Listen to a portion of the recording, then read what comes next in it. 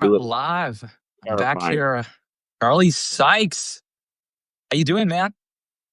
Day by day, what can I say? But what a hell of a day, don't you think? Yeah. Good to see you, Charlie. Of course, Substacks at To the Contrary, an author of How the Right Lost Its Mind. And speaking of losing its mind, Oh, uh, welcome to the 21st century America. So this good shutdown just morning. started. I guess you want to start there? Are you holding up? Have you tried to visit any national parks yet today, Charlie? No, I haven't even left the house yet today, so it really I can safely say that it hasn't impacted me. I have to say that in the past, this was one of the things that I kind of turned down in the back. The debates, the kabuki dances about shutdown. This one may be different because you see this kind of elaborate game of chicken, and I don't know what their end games are. I mean, I'm trying to figure out, what is your exit strategy on either side? So I Yeah. don't know. I think that it's going to be interesting to see who wins the messaging wars. Unfortunately, Donald Trump always has an edge on the messaging wars, and Democrats have. I mean, by the way, I agree with their strategy here, but they sometimes have a hard time focusing with that laser focus that you need right now to explain what this is all about. Well, first of all, it's not a slam dunk for Democrats, even if you're on their side, even if Maybe. you're rooting for them, because it's like, well, technically Republicans control everything, but it's going to take 60 votes in the Senate to keep the government open. Therefore, Democrats actually Uh-huh. do need, you can go through all of this. So it gets a little nuanced and a little bit messy. So it wouldn't, even if you were Ronald Reagan or Bill Clinton or something, it wouldn't necessarily be easy to describe this. And frankly, let me just say, I'm going to start off by offending the viewers here by just saying, Um, I feel like Donald Trump he has changed the game and he is just much better at communicating in this weird, crazy environment than Hakeem Jeffries and Chuck Schumer. okay, he's got advantages. You weren't gonna redo that line about how he's playing chess and they're playing checker because this No. guy is not playing any fucking game of chess. Yeah, I mean, that's a bad seriously. analogy. No, okay, let's not attribute too much, great wisdom and strategery to Donald Trump. But there's no question about it. I mean, he has been sucking up all of the attention. I mean, this is the story of the last 8 months, 9 months, right? It has been that Donald Trump has captured the attention economy with shock and awe. This is going to be a test. I mean, look, I think that on the shutdown. I don't think the Democrats had any real choice to do it. They can't continue to fund Donald Trump's government. Their base wouldn't let them do it, but also they are a party that at some point, and they're a party out of power, had very few options to stop Donald Trump without Republicans. This is one of them. And if there is a moment to stand before history and say no, and we are not going along with all of this, this would be the moment. Now, that is not saying that it's necessarily a political winner or it's not without risk. That's when you have to go to the American people and you have to make your case. What's going to be kind of interesting, and Matt, you've watched this, is watching the two sides completely reverse their position on whether Oh, government yeah. shutdown is a good thing or bad thing. Because conservative Republicans used to love government shutdown. They used to campaign for government shutdowns. JD Vance, like about 5 minutes ago, was explaining, like, yes, absolutely, we ought to shut down the government to get our policy demand. He is now almost word for word. It's like watching a reverse Mad Libs, saying the Yeah. exact opposite of what he said. So Democrats who always hated the idea of shutting government down, now are embracing it. So it's going to be interesting to see how the sides adapt. I'm guessing they will adapt very easily because George Orwell was kind of prophetic about that, wasn't It was in many ways. In fact, I've got Winston Churchill and Joan Didion, and if I'm he? ever going Stephen. to swap one out, Orwell's next. He's next on my list. So stay tuned for that. Good Um, choice. it, I would say you're right. I mean, Democrats do not have a lot of mechanisms to sort of signal in any way that they're not willing to go along with what's happening. But even here, it's a little bit difficult, right? Because on one hand, they're saying Donald Trump is a threat to liberal democracy, and we cannot fund his authoritarian power grab. unless he gives us Obamacare subsidies, in which case, I guess we'll continue to fund what he's doing in Portland. Okay, this is an interesting voice. This is what I mean when I say, what exactly is your end game?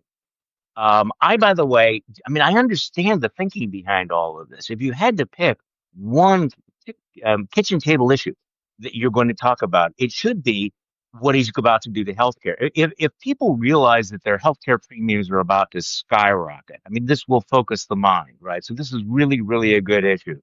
But if Donald Trump tomorrow says, "Yeah, I'm going to give you what you want on all that," and he's not Yeah. going to, then what do Democrats do?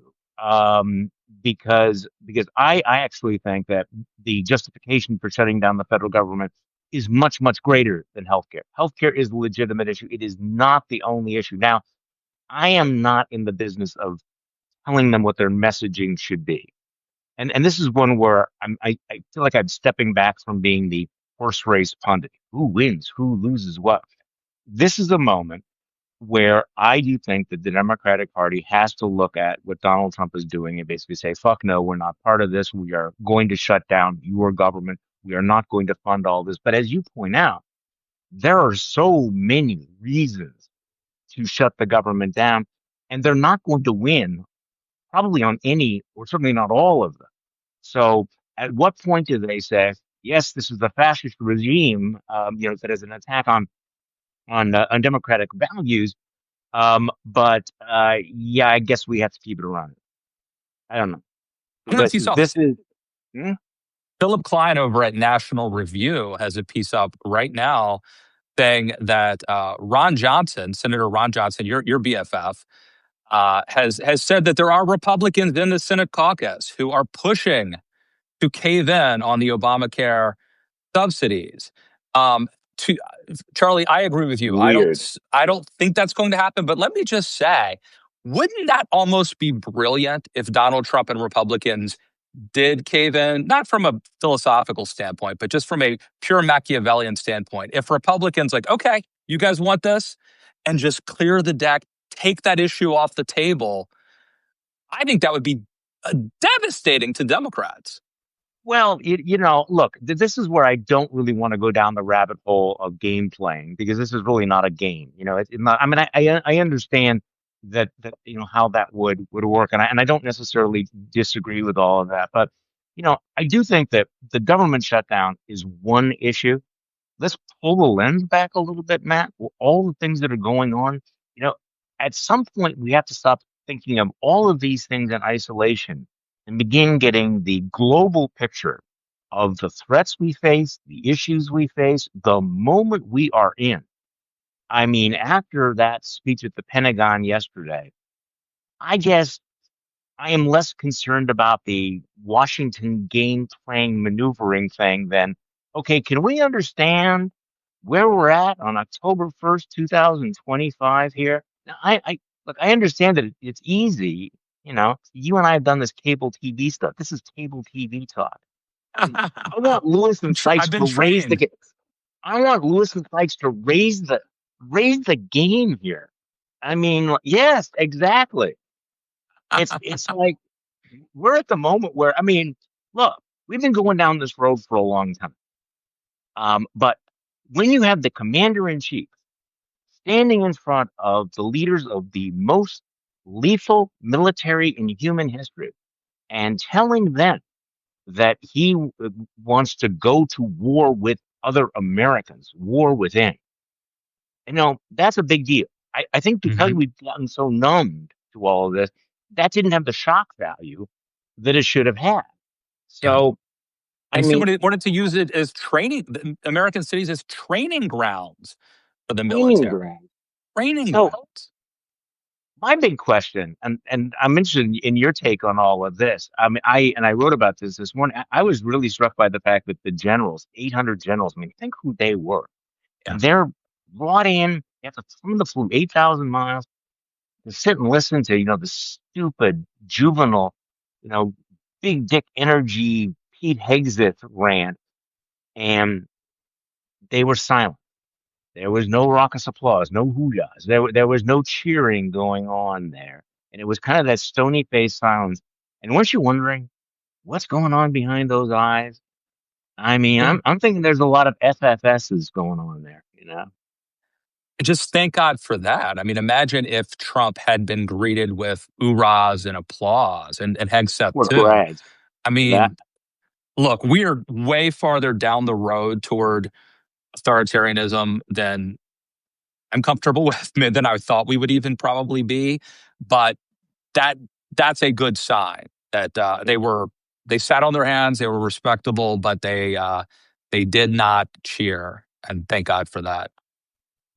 No, and I think that again, put this in larger context. You know, Donald Trump he was pretty low energy yesterday. I mean, I did think, and yet, and yet he was very, very clear talking to the generals that he thought a big part of their job, their future role, will be to go into American cities and fight a war within. Now, by the way, we always ought to mention there is a law called Posse Comitatus that says that it is illegal to use the U.S. military for law enforcement purposes. Donald Trump doesn't care. I mean, so Yeah. it's he wants that he made it very clear that he would like a magnified military that would fight other Americans. And by the way, this is how you square the circle between being isolationist and being overtly militaristic. You find an enemy, and he's not. It's not Russia. It's not China. Hmm. It's future Americans, and he expects them to go along with it. You know, do you remember back in 2016 when he was asked about, you know, he was that he would order when he said at a debate that he would order the generals to commit war crimes by killing the families of terrorists. And people Hmm. said, well, you know, well, would they obey that? And he says, if I tell them to do it, they'll obey it. He Yeah. expects that, and yet the, the generals sitting silent felt like a reminder. There are some norms you haven't destroyed yet. You know, Yes. we are not necessarily going to go along with it. But man, what was going on in their heads? Other than how long do we have to sit here and listen to this Yeah. bullshit? Apparently, I want them on that wall. I need them on that wall. And thank God they're there. But here's the thing. Donald Trump has had this now decade long marching through the institutions and Yes. purging. He took over first, it was the Republican Party he took over, and there were people, think of Jeff Flake and others who were just purged. He would rather have a party that is pure, full of loyalists, that's smaller, than a larger party full of people who think independently and sometimes question him, right?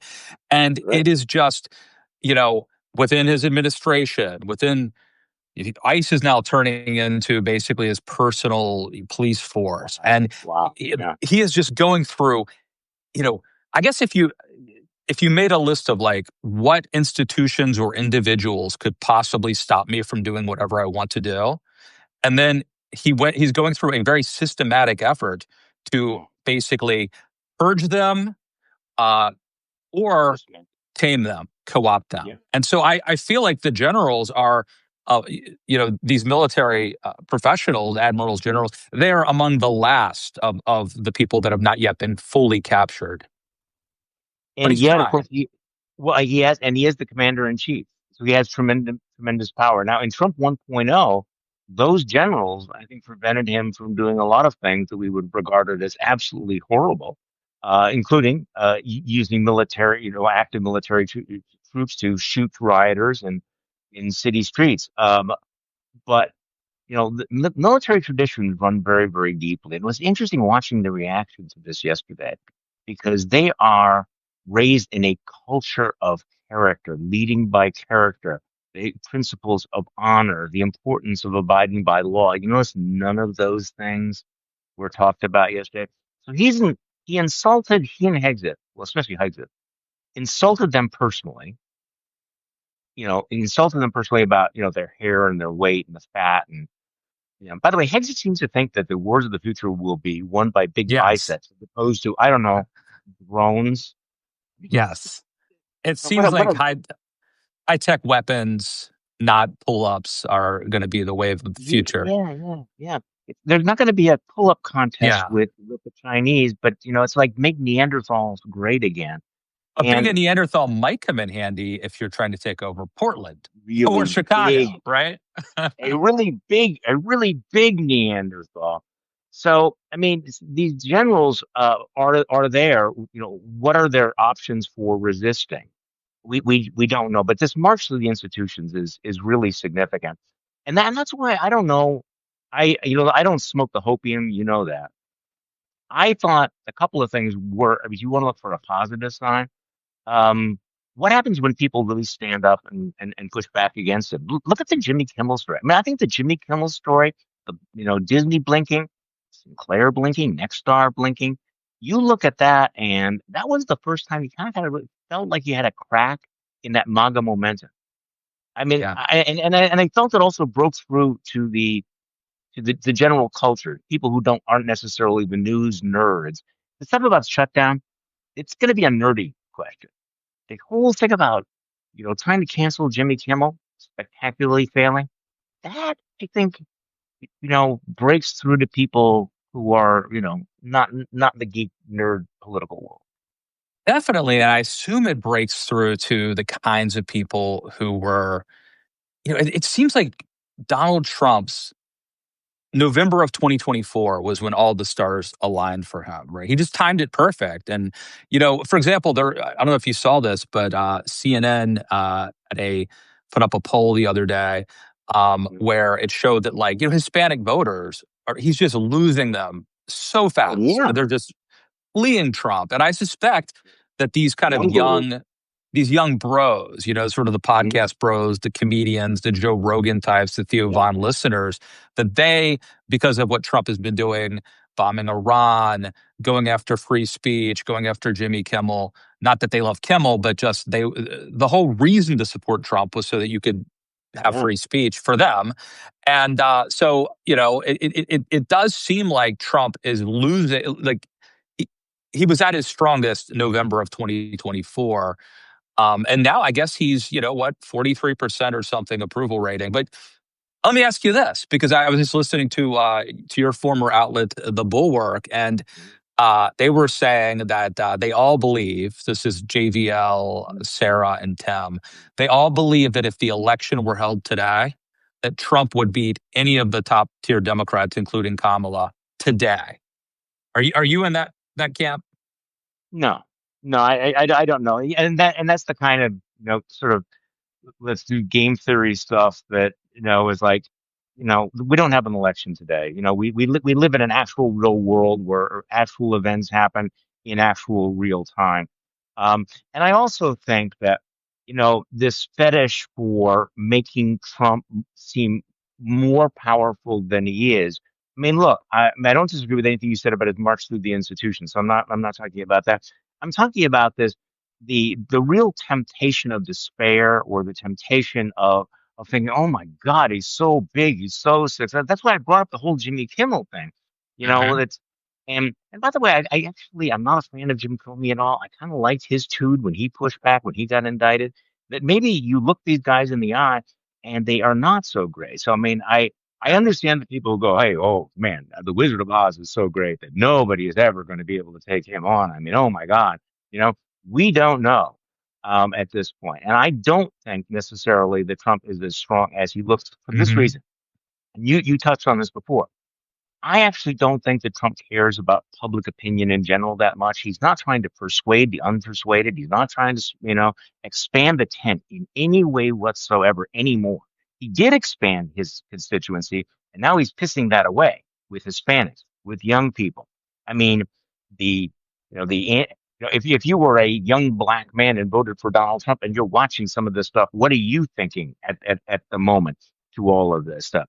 But what he is focused on is his base. As long as he has the feel that he has the base behind him, he's going to be okay. But I don't see this as somebody who is, trying to establish a political dynasty. Now, well, actually, I'm sorry. Let me take that back because I do think he's going to. That's not what I meant. Now, it's certainly possible that he will try to steal the election or cancel all of that stuff. But the whole notion that he's unbeatable in an election, um, You know what it reminds me of, Charlie? Rocky Four, which I rank as the second best of the Rocky movies, there's a scene where, Ivan Drago is seen as unbeatable. And there's a moment in the fight with Rocky where he's like, he's cut. The Russians cut. And it's the bad cut. And like, then the montage music starts playing. And it was like, up until the moment that Drago got cut, he was seen as, you know, omnipotent. But once Rocky drew blood, he started, Drago started to kind of fall apart. And it was, you could at least conceive of the possibility that he's human. And I think it's Apollo who says, he's just a man, be more man than him, something like that. Not that I've seen it a few times. Okay, so this is an iconic scene, and there are other. I often think about this as that it's using a completely different analogy. It's like the Ceausescu moment. Ceausescu was the absolutely unresistible dictator of Romania until the moment he wasn't. Until he comes out on that balcony and people start yelling and he gets nervous and you realize, whoa, he's just a man. Maybe he's scared. Maybe things are turning against him. That's why the feeding into the Trump is the incredible juggernaut who would defeat anyone and there's nothing, just Yeah. scare me. Well, I love your highbrow reference and my lowbrow. I think that says a lot about us that we both have an analogy. Yours just happens to be drawn from history, and mine is drawn from Rocky Four. But no, look, I just think Equally valid, I'm telling you.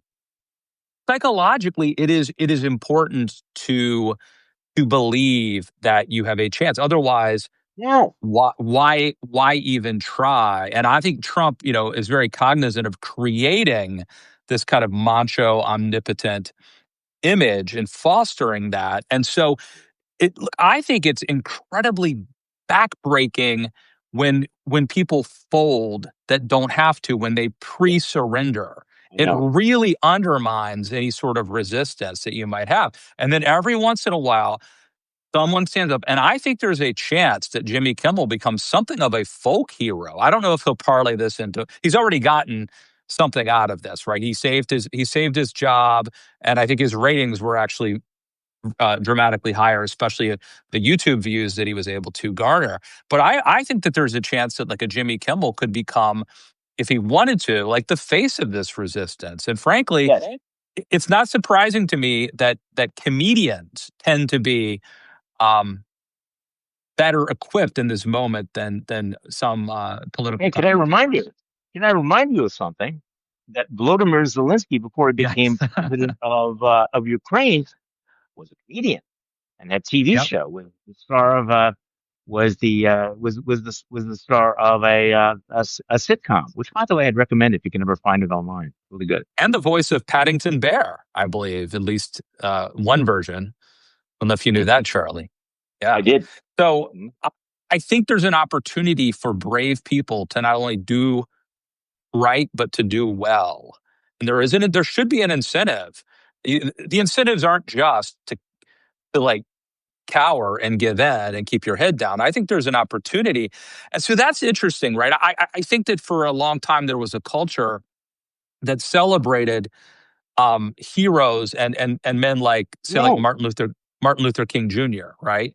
And I think for a while there were people who were almost like, I don't want to say cosplaying, but that, especially people on the left were always thinking, I'm going to be seen as this great, man of history. And then Trump amazingly reversed those incentives. But I think they're still there. And so I think that there's a hunger for people who are willing to be tough and stand up and fight. It's funny. I remember that when I was a kid growing up, they made a television show, a series out of John F. Kennedy's Profiles in Courage. You remember that book? Mm-hmm. Yeah. Actually, he didn't write it. I think he had Arthur Sorensen write it. Yeah. But that doesn't matter. Like little vignettes, profiles in courage. And I, as a kid, this gives you some sense of what kind of a kid I was. I remember watching those black and white things, and I remember absolutely every one of them. And I think stories like that of people who are willing to take a stand, even at the cost of their careers. I mean, a lot of those stories, they had to give up their offices. They had to give up their, prestigious posts.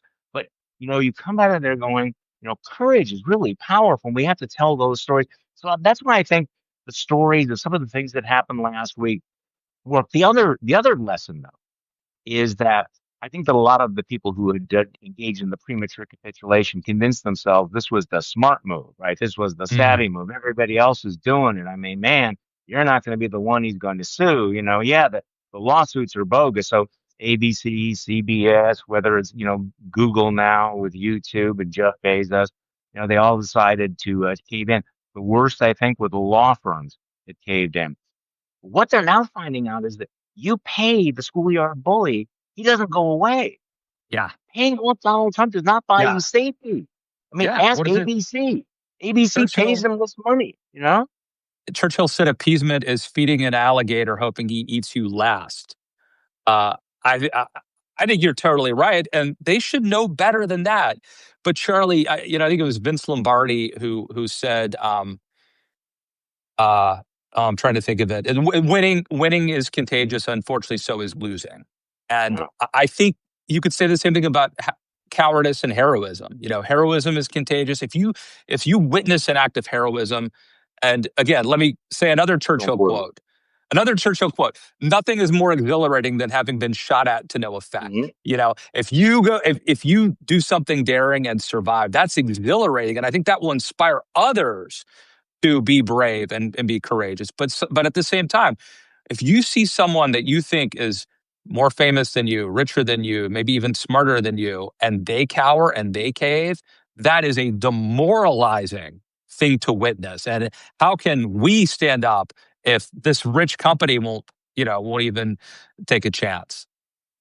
No, and that's why I think this was one of the worst moments of Trump 2.0 and really set the entire mood for Trump 2.0. Because if the people who are billionaires don't have the guts to stand up, what about us little guys?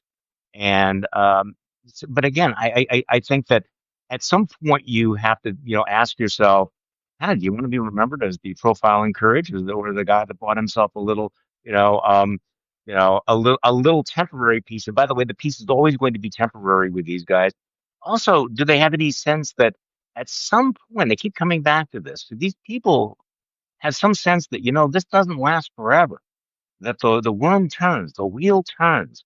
And all of these folks, what are they going to say when MAGA is no longer in power? If MAGA is no longer in Hmm. power, if MAGA lets themselves turn power over, which is a different question. Um, these cave-ins are just not going to look great. And by the way, I just imagine being a lawyer working for one of those big firms and knowing that you were one of the first to bend the knee and kiss the kiss the knob. I mean, seriously, how do you explain that? Do you have any sense of pride or Yeah. dignity, or do we live in a, like, nobody gives a fuck about shame, nobody cares about their legacy, there is no such thing as history? Which is weird to me because like there is. I would understand if everyone making this calculation were 25 years old. I would get it, right? They're young, and it feels like you invented sex, everything's new. Um, but a lot of the people who are doing this are 50, 60 years old. They've seen enough of the world. They grew up in an era when like Carter was president, Reagan was president, and we looked at like people like George Wallace, who are remembered badly by history as Yes. villains, and people like Yeah. Bobby Kennedy, who until his son ruined his name, Oh my were God. seen as were seen as having been heroic. And and so I come from a little place called Wolfsville, Maryland. My dad was a prison guard for 30 years. And so for me, um, the idea that I could be involved in even just nudging history or public opinion was like something that you could only dream I about. I just can't imagine pissing that away. And my dad, who's no longer with us, but sacrificed greatly so I could like go to Shepherd College in West Virginia and get a political science degree. I can't imagine doing something that would, at least intentionally doing something. I could accidentally do it, Yeah, but yeah. that would bring shame upon the Lewis name. Am I stupid? Is it, should I just be No, no, no. cashing You know in? what I mean? I actually was interviewed by somebody saying, I had a very close relationship with my father, was involved in politics and everything, and somebody asked me, what would your father think of your, position right now? And I said, I said I would hope that he'd be very, very proud of it because I feel I'm very much a product of him. In fact, many of the decisions I make, and I think this is the way human beings used to take for granted. We're, done thinking, what is somebody that I really respect? What would they actually think of me? Now, by the way, putting this in the context of the day, so all of those generals sitting in there, they're going to have to make a choice at some point. I mean, I think the worst case scenario was that Trump or Hegseth was going to ask them for a pledge of allegiance of some kind. Like who here is willing to obey any order that Donald Trump gives? Um, that didn't happen, but they're going to have to make a choice. And the interesting thing about them is that most of those guys are probably not that far away from retirement, getting Mhm. that military pension. They're not 25, they're not 30 Right. years old. And so they have to make that calculation in their minds. Yeah. What do they want to do with the rest of their lives? Who do they want to be? And the thing about the military is the military has pounded this sense of character, integrity, and honor into them. So the question is, who do I want to Mhm. be? Do I want to be a person of character, courage, and integrity? Or do I want to be the tip of the spear for Donald Trump's malign revenge ego? Yes, they are taught honor, courage, commitment, but they're also taught to follow orders. Yes, that's Uh, that's always the tension, and duty. So, yeah. duty and obeying, and this is the sort of the magic sauce of it that, by the way, Pete Hegseth and Donald Trump don't understand. They only understand one part of that. But you're absolutely right. Chain of And the other command. thing about being given orders is they don't have to follow any legal order, but one of the first things that Trump did, remember, was they fired all the lawyers who would tell them that the orders were Right. illegal. And look, here's the thing I have to say when we look back at the first term, which was much better in terms of having, an infrastructure and checks, guardrails. I think it's really a mixed bag on how we would rate the high ranking military officials. I do think that they helped low walk Trump, his agenda, but I don't think that they really behaved in a super courageous way. Now, maybe we could argue like they had to play this game for the betterment of America, but none of them really. I have mixed feelings about them. And so, look, now if you're a high ranking, if you just decide to retire, let's say, then you're getting out and you're part of the problem in a way. He's part of the So hard. purge. Yeah. There's no easy answer to there's no easy answer to this. And again, you look back on Trump 1.0, and we don't know, really what went on behind the scenes. But I will say that history is going to be very, very kind to Mark Milley. You want to talk about the profile and courage. In my newsletter day, I start with that quote from Mark Milley when he was leaving as the chairman of the Joint Chiefs of Staff. That we in the military do not take, an oath of allegiance to a tyrant or a dictator. And later, Donald Trump actually suggested the death penalty for Mark Milley. So, Unbelievable. I mean, I Unbelievable. mean, speaking of like things that got dropped in the memory hole, I mean, there was a time when the candidate for president suggested that a former Joint Chiefs of Staff member who criticized or, stopped him from breaking the law should be executed. That would be a big deal. Instead, what if America gives him another term? But that's another thing. So I'm glad, to your point, I am glad that all of those generals in Trump 1.0 were there and stayed there. So this is a really difficult decision for the generals in Trump 2.0. Let me ask you this, Charlie. And we probably had this conversation before, but you and I care about our legacy and that we are, seeing no one's going to remember me in history, but my children will, was I a force for good? Mhm. Did I try to do the right thing? I also believe in an afterlife. That's part of it. But even just here on this temporal earth, I care about how I'm remembered and thought of.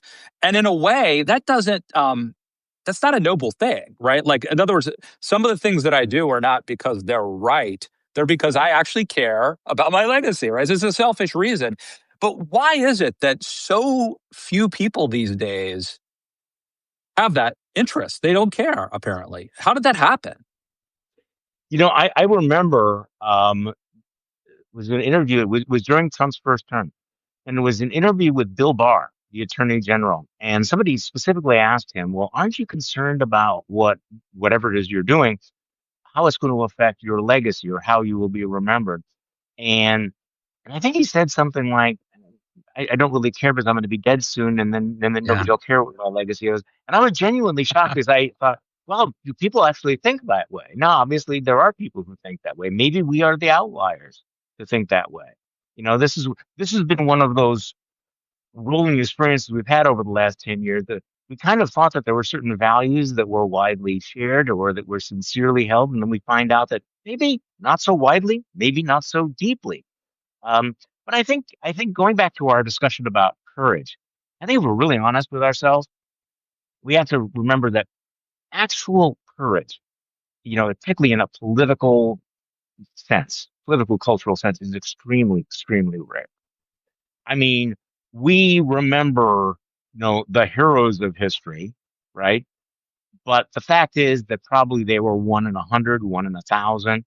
That pretty much everybody put their head down, and went along.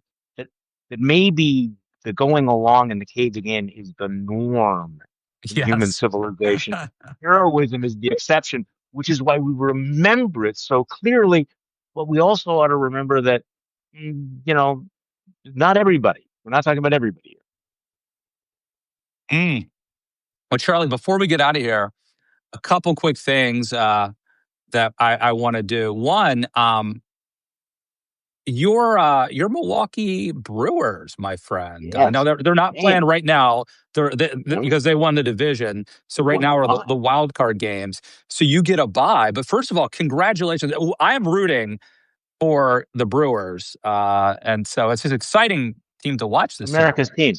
Well, they're an exciting team, and there's two things. Number one, they set a franchise record. No Brewer team has won as many games as this team. And second, this is the first season without our legendary announcer Bob Uecker, and Yep. and this is a Milwaukee thing.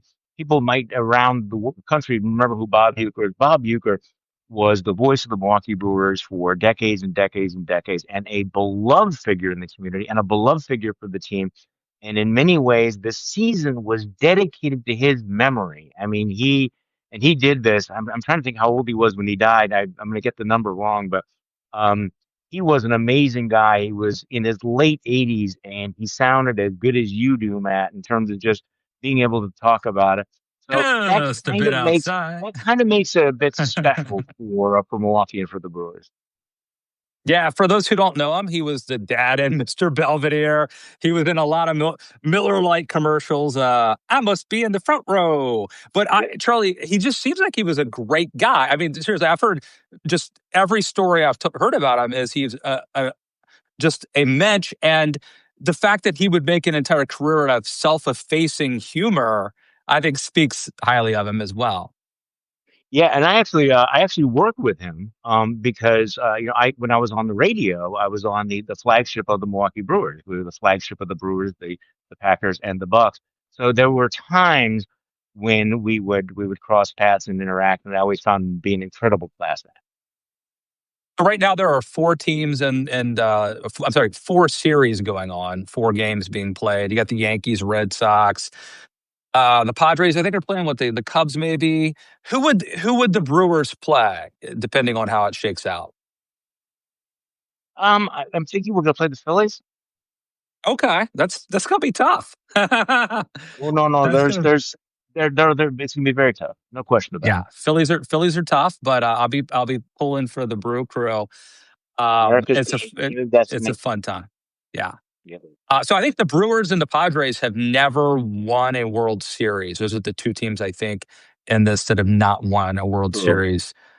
So go. They were there in 1982, and people around Milwaukee still talk about when we were known as Bushville and beat the New York Yankees in in the late 1950s, 57, 58. Still talk about it. Milwaukee I was hate the great. I hate the Yankees, so that makes me happy. And I enjoyed last night's Red Sox game. Let me just say, Charlie, we should make an announcement here. Apparently, the Sykes and Lewis is actually going to happen, right? We're going to do this. You know what? It's like the two old guys in the Muppets, that every once in a while, sit up there and rant and rave. Yeah. And I don't know. I think that's what America needed. America just needs another live stream podcast, right? So, who are we to say no? I'm nothing but responded to the public demands. Exactly. Um, Let me set. So I think we're probably going to do it Tuesday mornings. We'll see how Mhm. it's it may be adjusted, but we'll keep you guys posted. And here, I guess one question I have, and maybe folks can sound off when we post this on Substack in the comments or on the comments on YouTube or something. Would you want us to take questions? I think we have the capacity to. Yeah. I'd have to put on my glasses and like look down here at my phone, but I think we could at the end of the show maybe take a few questions, going forward. So if you like that, Anything. or if you just want us to kibitz, that's cool too. So Because you and I both Charlie, have lots of opinions and sometimes they're left over, right? I mean, we have a stack of unspoken opinions, which feels like such a waste, doesn't it? and no, it's all content, and so no take will go unsaid. Charlie, what did Mhm. I forget? What should I have asked you today? Nothing. No, I think we got to cover. And you know what? There's always next week. That's the thing is like I think the thing about live streams and podcasts is like baseball. You know, you may lose today's game, but there's always tomorrow. There's always another one. 162 a season, my friend. Plus, when Charlie and I go to extra innings and overtime and playoffs and all Right. that. So Yeah, exactly. awesome. Well, I'm looking forward to Okay. getting into this weekly. And Charlie, make sure if you follow Charlie on Substack, subscribe to me. If you follow me, subscribe to Charlie, and we'll see you back here on Tuesday, hopefully. Okay. Thanks a lot, guys. You man, thanks.